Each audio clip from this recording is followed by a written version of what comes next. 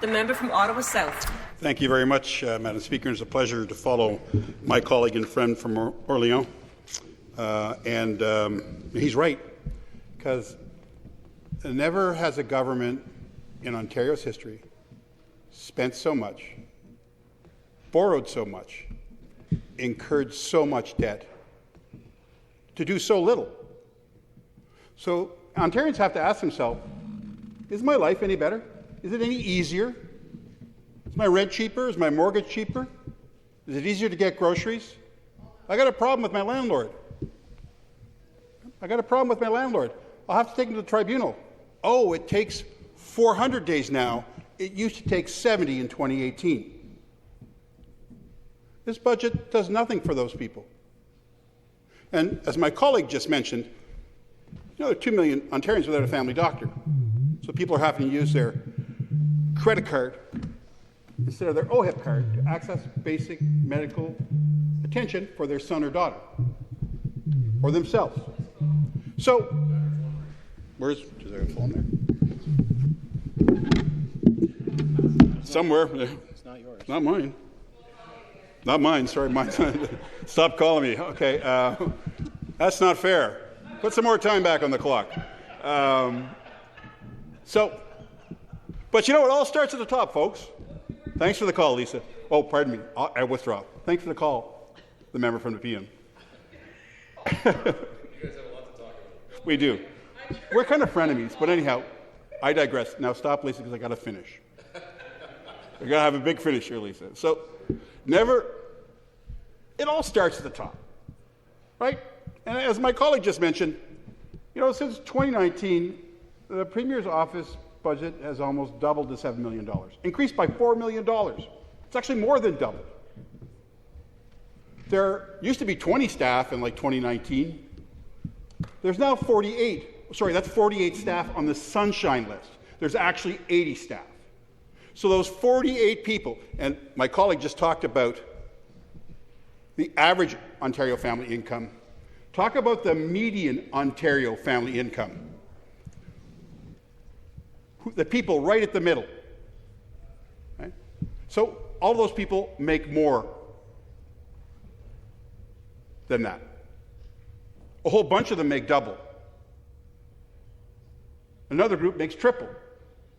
There's another group that makes quadruple that. It doesn't make any sense. People are having a hard time paying their bills, their rent, their mortgage.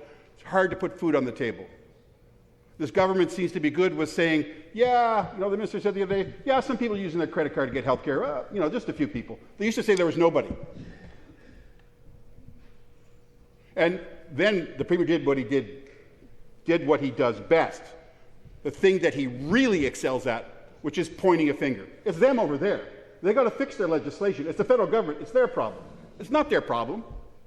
So instead of pointing a finger, the Premier needs to lift a finger and actually realize all you have to do is pay nurse practitioners. It's not complicated. It's simple. You could have done it a year ago. You just have to pay them. It's about who pays them. Treat them the same way that, pharmacists. Pharmacists diagnose 12 minor ailments. That's their scope. Who pays them when they do that? Who pays them? The government. Who pays them when they do meds check? That's a whole other issue together about financial mismanagement. The government. So what's wrong with nurse practitioners? Why is that so hard? So the Premier has to stop pointing a finger at the federal government. I know it's easy. I know they did mention the carbon tax 10 times in the first 10 minutes of the speech of the budget. They ask every single darn question and question period about it. But they got their own carbon tax, right? And they got their own cap and trade. $2 billion. It's like, do something to help Ontario families with affordability. And maybe, just maybe, life will get better. Fix the rental housing tribunal, right? So it's not 400 days for a tenant to get there. I know it's like 70 or 80 days for a landlord to get there. That's not making lives easier for Ontario families, right? Premier, maybe unbloat your office, right? Like, that's a bloated office, 48 people. That's like, I was gonna use remember the old show Entourage? I wanted to Photoshop that, but then I realized they didn't have 48 people in the picture, right? So it's like this small army of people while people are hurting. And I know I'm making a joke about it, but it's serious. If you're serious about helping families, you don't bloat your office up more than double. You don't have 48 people who are making more than the median Ontario family, some of them 4 times as much. Now, the Premier used to like to rail about the gravy train and the Sunshine List and insiders and fat cats but he's become the ultimate insider. I mean, when he said stop the gravy train, maybe he meant just stop it so I can have a station here and over on Wellesley there on the 6th floor, right? I don't know. Maybe that's what he wanted to do. So, I just would encourage the Premier to walk the talk, to slim down his office to what I would say would be a mean, lean fighting machine, and on behalf of the people of Ontario, and make sure that you address their issues of affordability, whether it's having to use their credit card instead of their OHIP card, or that they have to go to their mental housing tribunal, or any of those things that families need most. Thank you. Thank you. Questions? The member from Nepean. I appreciate the opportunity to be here because it's interesting. The member opposite, of course, both of them from the Liberal Party, also from the City of Ottawa. And I was just perusing because I do have an opportunity later to address the budget bill. And I was looking at my Hansard from my maiden speech in April 18th of 2006 against a budget of theirs. And let me quote this because I remember saying this at the time. It was a buy less, pay more budget is what they offered. They actually cut funding from the farmers, they cut money from children and youth, and they had an entire infrastructure budget, and they forgot the City of Ottawa. And if the members opposite would like to know and talk a little bit about the City of Ottawa and this historic $600 million deal made with Mark Sutcliffe, our mayor, I would love to hear it. Question. Response? Thank you very much, Madam Speaker. I'd be happy to talk about the raw deal the City of Ottawa is getting from this province. Now let's break down the numbers. Last November, the City of Toronto signed a deal with the province to get $1.2 billion over 3 years. Ottawa is getting $197 million over 3 years. Basically, Toronto is going to get $396 for every resident. Ottawa is going to get $181 for every resident. That's per capita. That's per capita funding. That's corrected for population, Madam Speaker. So I guess my question back to the member for Nepean is, why does she think her constituents in Nepean are only worth 46% of the Premier's constituents in Etobicoke? Thank you. Next question. The member from Humber River Black Creek. Thanks, Speaker, and I want to thank the members for their very thoughtful speeches that really got to the point of the matter. Something that I heard a lot about in 2018 was this mantra that Ontario was the most indebted subnational jurisdiction on earth. And I want you to expand on their solution to that by adding more debt to that subnational jurisdiction. And being a veteran member in this legislature, you've seen many budgets. Have you ever been so underwhelmed? Thank you. Response? I think it's more enraged than underwhelmed. I want to remind the member of Nepean that she voted against the auto sector as well, too. So one of the few members that's still here. And so did this member here as well, too. But hey, you know what? Never has a government in Ontario's history in 6 years amassed so much debt, right? No government in Ontario history has borrowed so much, right? Spent so much, incurred so much debt as this government. And, I mean, it's to do really so little, to not actually address those things that families need, like a family doctor or being able to go to the rental housing tribunal to make sure you're not getting, I can't use that word, that your landlord's not getting one over on you. That's the best way to put it. And I could have said another word, but I didn't. And I'll stop there, Speaker. Thank you. Next question. The member from Ottawa-Vanier. Thank you, Madam Speaker, and thank you to my colleagues for the excellent points you've made today regarding the budget. Now, The budget is making some investments, let's not deny it. So if you're a car owner, if you're into infrastructures, there's a lot of money pouring into there.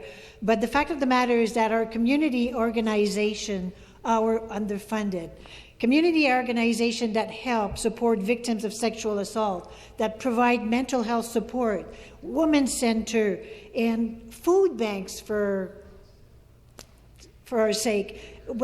The Ottawa Food Bank just marked their 40th anniversary just last week. A food bank that was supposed to be an emergency measure that has been operating for 40 years now. So what is the budget doing to help vulnerable people and people who need to count on food banks? Thank you. Response.